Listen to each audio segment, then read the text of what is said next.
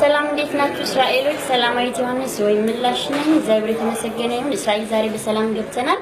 ነገ በሚኒሊክ አዳራሽ በመናዘጋጀው የሙዚቃ ድግስ እንደምትታደሙ ተስፋ አለኝ። እስከምንገናኝ ድረስ ሰላም ቆዩ። ሻሎም ሰላም ናችሁ ወይ?